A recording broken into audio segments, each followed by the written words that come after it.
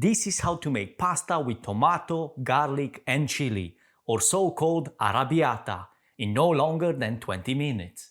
Now, in order to be efficient, get your pasta water on the heat with plenty of salt in it. Now let's put this arrabbiata sauce together. And I've got here garlic. I'm using 4 cloves of garlic. And I know it looks a lot, but when you cook it, you're not gonna feel it that strong.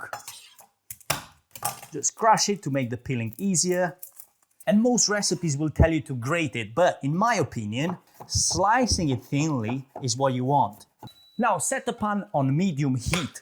And when the pan is hot enough, we're going in with about 4 tablespoons of extra virgin olive oil. Now you can go in with our garlic, and I'm also adding chili flakes because arrabbiata should have a bit of a kick. About half teaspoon to begin with.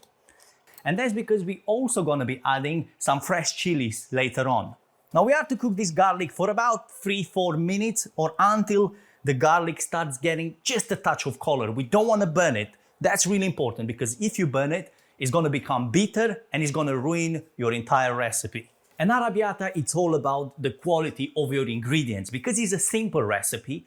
If you're not using quality ingredients, you're gonna spot it quite easily because all we're using in this situation, so we've got our garlic, we've got our olive oil, we've got chilies, tomatoes, and we're adding just a few herbs. So even more than in complex recipes, you've got to have good quality ingredients in order to get a basic sauce like arrabbiata right. And once I'm happy with what I see here, I want to add in about 1 tablespoon of tomato paste. And that's because I want a stronger tomato flavor in there. Not that these won't give me that, but we want some extra. Okay, stir these in, cook for further 30 seconds. And now it's time to add in our tin tomatoes. You know I'm a big fan of using peel plum tomatoes if you have access to them. In this situation, I'm using chopped tomatoes from Muti, which is an amazing brand. You know, if you get a good brand like this, recognized internationally for its quality, you're not gonna have any problems. It's sweet, the tomatoes are fully ripe when they are picked up. And you wanna rinse your tin and get everything in. With our tin tomatoes in, I also wanna add some oregano. I know the original recipes might not have oregano, but it really works well in this combination. So I'm gonna add in about half teaspoon. Salt, about half teaspoon. And in about a minute, this will start simmering. And then we're gonna continue cooking it for about 15 minutes. And then during the cooking process, it will reduce slightly, becoming stronger in flavor and just amazing. Now I always cook my pasta about 2-3 minutes less than what it says on the package. And that's because I want it to be al dente, which means to bite. So it's not like biting into a spoon of mashed potatoes, but also because I want the rest of the cooking to happen into the sauce. Now I've got here a bit more sauce than I need for 2 portions, but the beauty of this, you can remove it, and if let's say you're not gonna use it now, it will stay well in the fridge for, I don't know, 5 days for sure, or you can freeze it without any problems. Pasta goes in, but make sure that you keep some of the pasta water because we're gonna need these.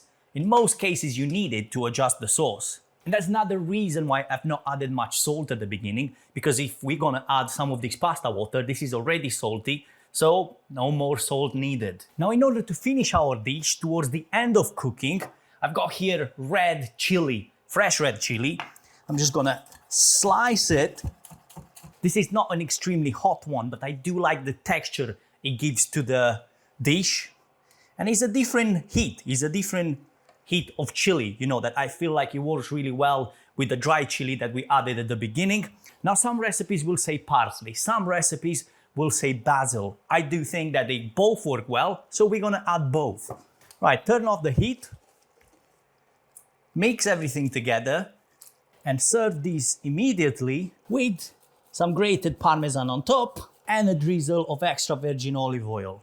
Arrabbiata sauce as easy as it gets. Now make sure to check this other video that I've got for you right here. And if you want to be up to date with cooking tips and new recipes, make sure to subscribe to my newsletter, which is in the description of this video.